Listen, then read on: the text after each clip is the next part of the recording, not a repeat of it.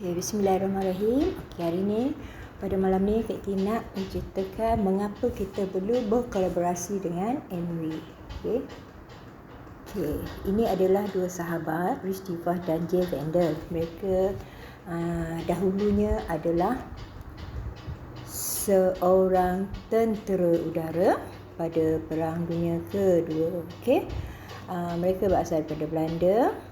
Itu Rich Tifah dan Jay Vander merupakan founders MV ya. Mereka terus mengejar impian mereka untuk buat perniagaan dengan berhenti sebagai tentera udara. Okey.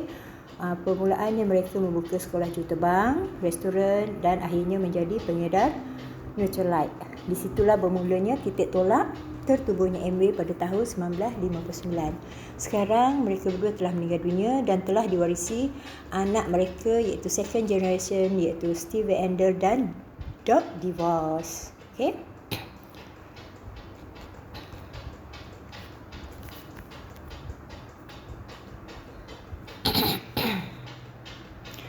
Okey. Dahulunya MV bermula di sebuah stesen petrol yang sudah tidak digunakan lagi tahu. Tapi sekarang MV telah membangun dengan pesatnya di mana berada di HQ MV berada di Ada, Michigan dengan keluasan kilangnya sepanjang 7 batu dan 10 km. Dalam keluasan ni di situlah makmal, okey. Ada pejabat, ada kilang semualah. Okey, di belakang kilang tersebut ada tasik yang terjaga dan kekal bersih. Di sini menunjukkan bahawa MB sangat menitik beratkan tentang kebersihan alam sekitar. Terbuktinya di mana tasik tersebut setiap tahun membuat pertandingan memancing. Okey. Okey, MB telah beroperasi selama 60 tahun di 100 buah negara, termasuklah salah satunya Malaysia. Okey, ini adalah MB Malaysia. Telah ditubuhkan pada tahun 1976 tau. Okey, 1976 masa tu usia Fakti dalam darjah 1 kot. Okey, lepas tu Malaysia MB adalah salah satu peneraju jualan langsung yang pertama di Malaysia. Okey. Dan juga MB adalah syarikat jualan langsung yang pertama tersenarai di Bursa Saham Malaysia pada tahun 1996. Pada tahun ni Fakti dah ada anak 3. Okey. Di antara pemegang saham yang terbesar ialah Amanah Saham Bumiputera, Pencen, lepas tu Amanah Saham Malaysia dan Lembaga Tabung Haji KWSP juga. Okey. Ini adalah keratan akhbar yang membuktikan di mana MB adalah satu syarikat yang sangat kukuh dari segi ekonomi, di mana ibu pejabat MB telah dibina dengan jumlah 100 juta ringgit tanpa sebarang pinjaman loan dengan keluasan 200,000 kaki persegi. Okey. Ini adalah fasiliti perniagaan ibu pejabat MB berkelas dunia. Okey, di dalam tu ada ruang untuk kita buat perjumpaan dengan prospek ataupun ABO, ada dewan, ada kafe. Dalam kafe tu makanan yang sedap dekat MB ialah mi kari. Satu hari esok kita pergi ke HQ, okey, kita akan makan mi kari. Bagaimana kita memilih syarikat MLM yang baik? Di Malaysia MLM banyak tumbuh sebagai umpama cendawan tumbuh di musim hujan. Okey, ada yang baru, ada yang pertengahan tahun. Tapi macam mana kita nak pilih yang baik ialah kita kena tengok pada segi barangnya. Okey, pasarannya sangat luas. Maksudnya satu dunia kita menggunakan produk yang ada dijual di pasaraya, MW juga ada jual barang tersebut. Maknanya satu dunia menggunakan produk yang MW jual. Okey. Yang keduanya kita tengok daripada segi barangan kegunaan harian. Contoh ada satu-satu multi level hanya menjual 1-2 jenis produk sahaja. Kalau bahagian kecantikan sahaja. Ada bahagian produk kesihatan je. Okay? Tapi MB kita semua ada beraneka jenis produk, dari hujung rambut ke hujung kaki, pada depan rumah ke belakang rumah. Ada produk home care, ada produk car care, personal care. Okay? produk kesihatan dan produk kecantikan. So banyak pilihan. Okey, ini antara keadaan dalam shop kita lah. Ada bahagian produk home care, home tech, okey, artistry dan produk kesihatan. Okey, yang kedua kita tengok daripada syarikat Amway sangat kuat. Okey, sebab Amway sudah ada di merata tempat di dunia. Okey, menunjukkan syarikat ini sangat kuat. Okey, tahan lama dari segi ditubuhkan sejak bila? Amway telah ditubuh tahun 1959. Banyak company yang ditubuh dalam jangka masa terdekat dan akan tutup pada tahun 5-6 tahun akan datang. Tetapi Amway bertahan sampai sekarang. Okay? Dan juga kita kena tengok syarikat tu berintegriti. Integriti ni macam mana? Dia membayar bonus tidak pernah lewat daripada yang telah dijanjikan. Contoh, sebelum PKP, kita akan dapat setiap 15 bulan, kita akan dapat bonus masuk ke Aegon Bank. Tetapi semasa PKP, Amway telah mempercepatkan pembayaran bonus iaitu setiap 10 bulan. Dan selepas habis PKP, kita akan dapat bonus setiap 13 bulan. Nampak tak? Tak pernah lewat. Okey? Yang kedua kita tengok, yang ketiga kita tengok dari segi, ini daripada segi integriti lah. Tengok, nampak tak? Ekonomi Amway di dalam Surat Bursa Malaysia, bahagian ekonomi pada 2006, Malaysia berada di tangga keempat di Perkhidmatan Perdagangan dan Amway berada di tangga keempat, dan ada tanda Alliance membuktikan ia telah diluluskan oleh syariah, dan pesaing ketika itu ialah CNI berada ke tangga yang tak pasti ke berapa, tapi ia tidak ada, makna produk dia tidak patuh pada syariah. Okey, dari situ kita kena tengok. Yang seterusnya kita nak tengok. Okey. Ini di papan bursa saham berada di top 10, berada di nombor 9 berbanding dengan pesaingnya CNI dan Ibrahim ketika itu. Okey, ini Amway tersenarai antara list of Syariah Compliance Security, ya. Amway tersenarai, nampak? Okey. Okey, ini tadi pada tahun 2018. Okey, ini adalah Fatwa Mufti Kerajaan daripada Brunei pada muka surat 269 hingga 270 membuktikan bahawa sistem perdagangan Amway setakat yang difahami tidak bercanggah dengan syarak. Okey, kerajaan Brunei adalah satu negara yang sangat kuat memegangkan hukum hakam agama Islam, betul? Okey, ini antara pemegang saham yang besar di dalam Amway. Contoh tadi EPF, Tabung Haji, Amanah Raya, SOSO dan PNB. Okey. Okey, lagi yang ketiga kita kena tengok pada sistem. Sistem Amway sangat adil. Adil bermakna siapa yang buat dia yang punya. Siapa yang buat dia yang dapat. Bukan bermakna kita tajuk orang bawah buat, kita yang dapat hasil, tidak, ya. Dan tahan ujian masa. Maksudnya walaupun dilanda kegawatan ekonomi, PKP, tetapi ekonomi Amway tetap meningkat, dengan jualan tetap meningkat, ya, tak akan jatuh. Keduanya dia sangat menguntungkan. Okey, sebab kita ada PB, kita ada pencapaian bonus itu, dan sistemnya bukan sistem piramid, okey, ataupun skim cepat kaya. Okey, ini carta jualan Amway Malaysia bermula 2000 hingga 2015, di mana 2015 pertama kalinya Amway mencapai jualan sebanyak 1 bilion. Okey. Pada yang bulat-bulat tu kan, 2003, 2007, 2010, 2013 adalah tahun berlaku kegawatan ekonomi, dan tahun 2020 adalah PKP. Okey, tapi Amway tetap salesnya tetap meningkat. Okey, ini di antara beberapa shop di seluruh Malaysia lah. Okey, antara inilah ada di PJ, Wan Maju, Seremban apa semua, termasuk Brunei, Sabah dan Sarawak. Okey, sejak PKP, ada hikmahnya. Sejak PKP, Amway telah mengadakan fasiliti secara online, beroperasi selama 24 jam. Jadi tak ada alasan kita tidak malas nak pergi shop untuk beli barang, susahlah apalah. Kita hanya di hujung jari sahaja kita boleh order. Okey. Ini lagi satu kita nak menunjukkan rekod dan pencapaian syarikat jualan langsung yang Amway yang memegang, satu-satunya yang memegang lesen jualan langsung yang diperbaharui sehingga 10 tahun. Tak ada syarikat yang boleh memperoleh lesen selama 10 tahun.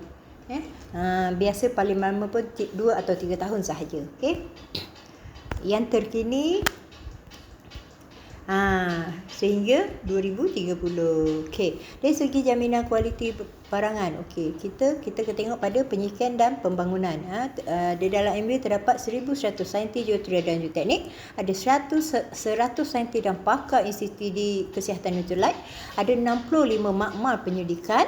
Okey, ada 20,000 meter persegi kawasan makmal. Nampak makmal je pun dah 20,000 persegi. Okey, daripada jaminan kualitinya pula, untuk produk kita ada 150 pakar teknikal, 5,000 ujian setiap tahun setiap produk. Okey, melebihi 15 ujian sebulan untuk jenama Nutrilite sahaja. Nampak tak? Kita punya jaminan produk, dan produk kita juga adalah dipatentkan. Jenama MBA setakat ni dengan 1,000 patent, dengan 800 patent dalam proses untuk kelulusan. Inilah saintis makmal. Okey, ini adalah Nutrilite kita, satu-satunya produk suplemen jenama Nutrilite dan suplemen dietary dan vitamin nombor 1 dari segi jualan di dunia. Nutrilite juga adalah satu-satu jenama global vitamin dan mineral di mana menanam, memetik, memproses di ladang sendiri yang disahkan sangat-sangat organik. Kita tak ada bahan kimia. Okey, kita semua buat secara organik. Ini adalah simbol M. Menyatakan semua produk ada simbol M, di mana simbol M itu adalah tanda halal. Nutrilite disahkan halal oleh Ivanka.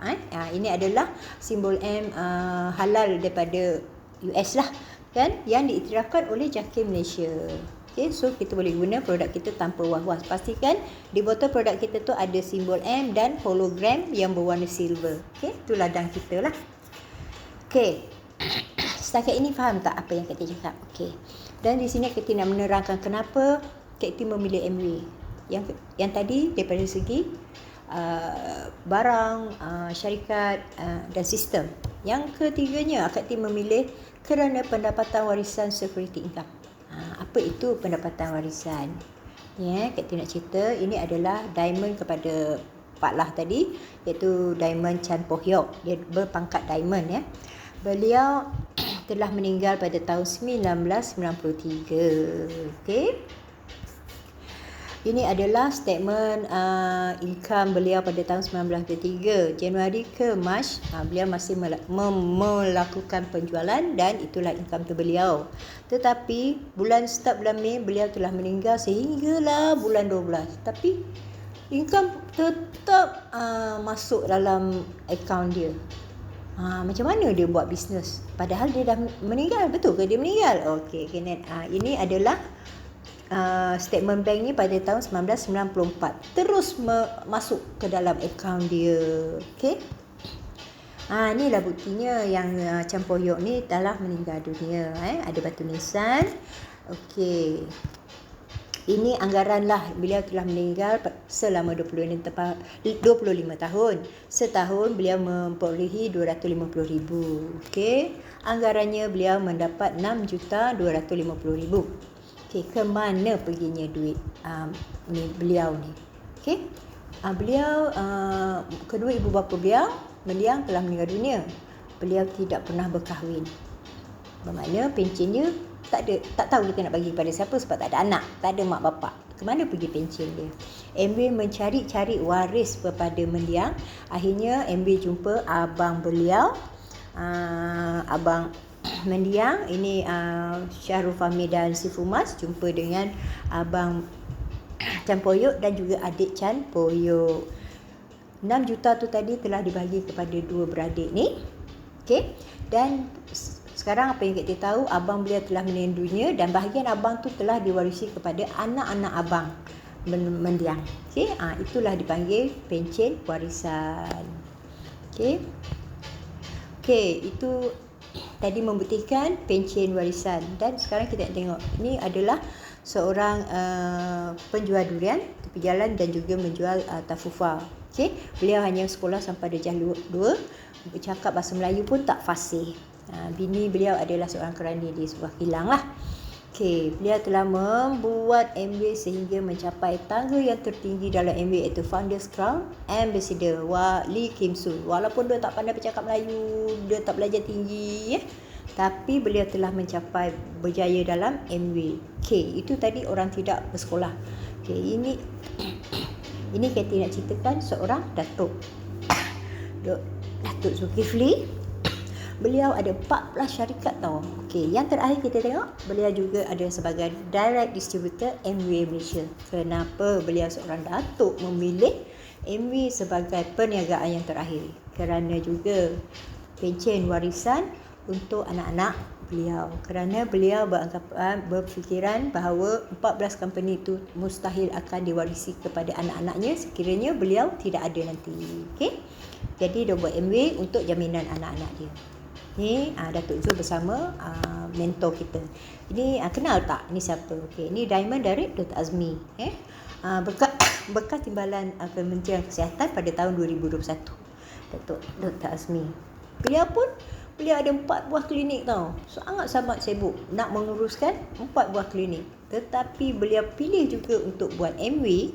Ni beliau ketika bercuti bersama dengan Pak Lah atas tajaan MWay. Kerana beliau memilih MWay kerana anak beliau tak ada pun yang jadi doktor. Sekiranya beliau tak ada, so mustahil klinik-klinik itu akan diwarisi oleh anak-anak. Jadi dia dan beliau tak ada masa untuk anak-anak sebab terlalu sibuk. Jadi beliau telah memilih MWay, membina MWay untuk jaminan anak-anak beliau di masa akan datang. Okey.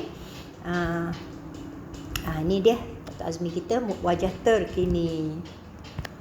Okey, ini adalah founder Double Diamond, Ayahanda dan Abdullah dan Bonda Haja Mariam. Ayahanda dulu ada seorang postman, belakang ni adalah isteri beliau iaitu Hajah Mariam, seorang guru lulusan SPM. Ini setelah beliau mencapai diamond. Tengok, nampak tak perbezaannya? Sebab apa? Kerana wang akan merubah segalanya. Okay, kenapa beliau membuat MWay adalah untuk kebebasan kewangan, kebebasan masa. Okay, ini adalah beberapa bukti menunjukkan beliau Ayahanda dan Bonda telah bercuti di atas tiket MWay secara percuma. Nampak tak? Ayahanda main golf di atas kapal, dia tak akan main di atas bumi Malaysia. Okay, itu Bonda kat belakang tu.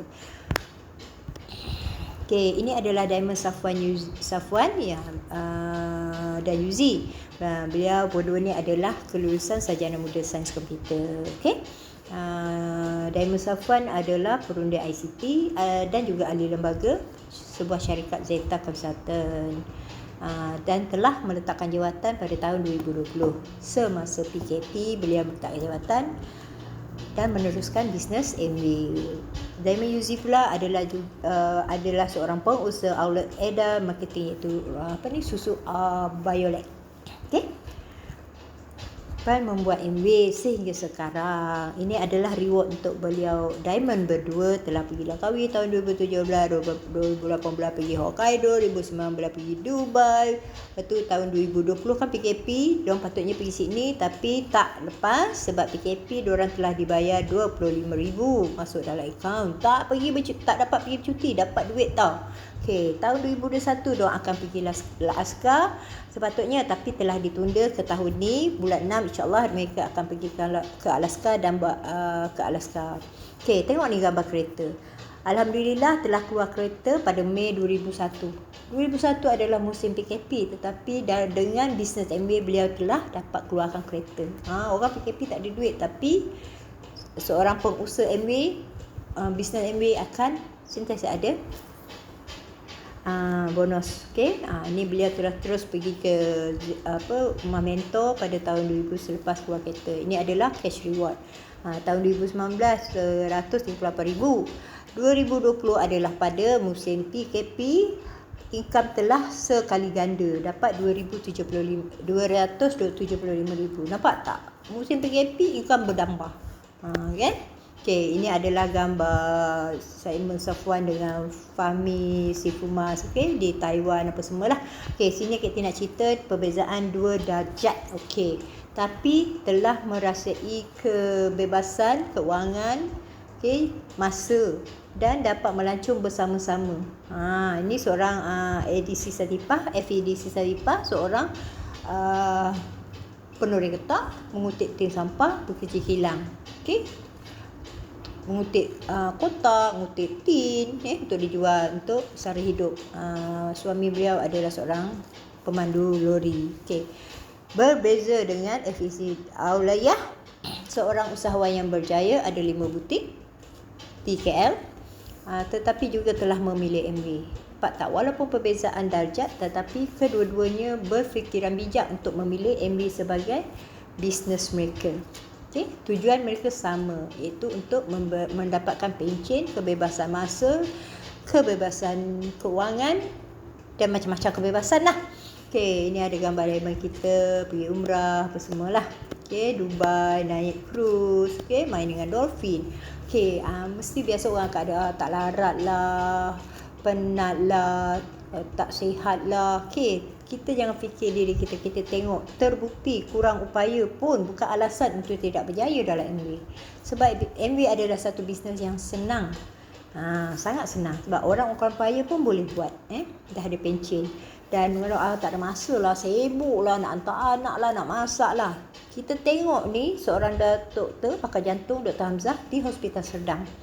Macam mana kesibukannya, dia sentiasa on call. Ya, biasalah operation, setiap masa ada.